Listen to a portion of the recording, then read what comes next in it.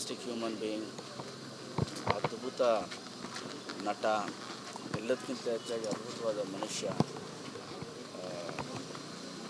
ನಾನು ದಿಲೀಪ್ ನಮ್ಮದೊಂದು ಚಿಕ್ಕ ತಂಡ 2000 ಕಾಲೇಜ್ ಆಗಿದ ತಕ್ಷಣ ಜೊತೇಲಿ ಬಂದವರು. ದಿಲೀಪ್ ಕೂಡ ಥಿಯೇಟ್ರಲ್ಲಿದ್ದ, ನಾನು ಕೂಡ ಒಂದು ಥಿಯೇಟ್ರಲ್ಲಿ ನಾಟಕಗಳನ್ನ ಮಾಡ್ತಿದ್ವಿ. ಸೊ ನಮ್ಮ ಇಡೀ ತಂಡದಲ್ಲಿ ದಿಲೀಪ್ ಅವ್ರಿಗೆ ಫಸ್ಟು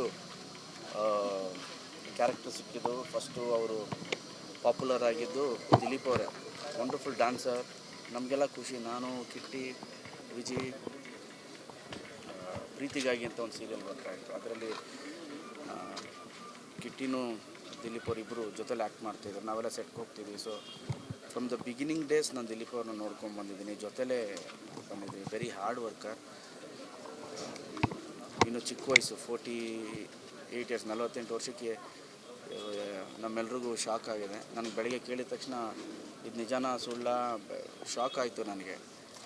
ಸೊ ಅವರ ಇಡೀ ಫ್ಯಾಮಿಲಿಗೆ ಮತ್ತು ಅವರ ಫ್ರೆಂಡ್ಸು ಮತ್ತು ಅವ್ರನ್ನ ಇಷ್ಟಪಡೋರಿಗೆಲ್ಲರಿಗೂ ಈ ಒಂದು ನಷ್ಟನ ಭರಿಸೋ ಶಕ್ತಿ ಕೊಡಲಿ ಅಂತ ಕೇಳೋದು. ಎಸ್ಪೆಷಲಿ ಅವ್ರ ಫ್ಯಾಮಿಲಿ, ಅವ್ರ ಮಕ್ಕಳು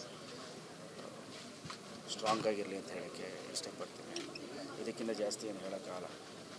ಜೊತೇಲಿ ಬಂದವರು ನಾವೆಲ್ಲ ಸಡನ್ನಾಗಿ ಹಿಂಗಾದಾಗನೋ ಏನು ಹೇಳಬೇಕು ಗೊತ್ತಾಗಲ್ಲ. ಜೊತೆಲಿ ನಮಗೆ ಒಂದು ಶಾಕಲ್ಲಿ ಇರುತ್ತೆ ಅಷ್ಟೇ. ಅವ್ರ ಆತ್ಮಕ್ಕೆ ಶಾಂತಿ. ನಾನು ಭೇಟಿ ಆದಾಗೆಲ್ಲ ಸೀನಿಯರ್ ಅಂತ ಹೇಳ್ತೀನಿ. ನಿಮ್ಮೆಲ್ರಿಗಿಂತ ದಿಲೀಪ್ ಅವರೇ ನೀವೇ ಬಂದಿದ್ದು ಫಸ್ಟು. ಜೊತೆಯಲ್ಲಿ ಬಂದ್ವಿ, ಇವರ್ ಮೈ ಸೀನಿಯರ್.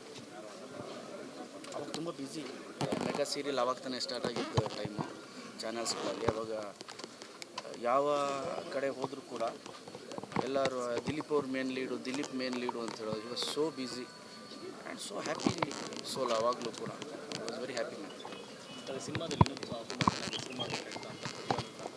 ನಾನು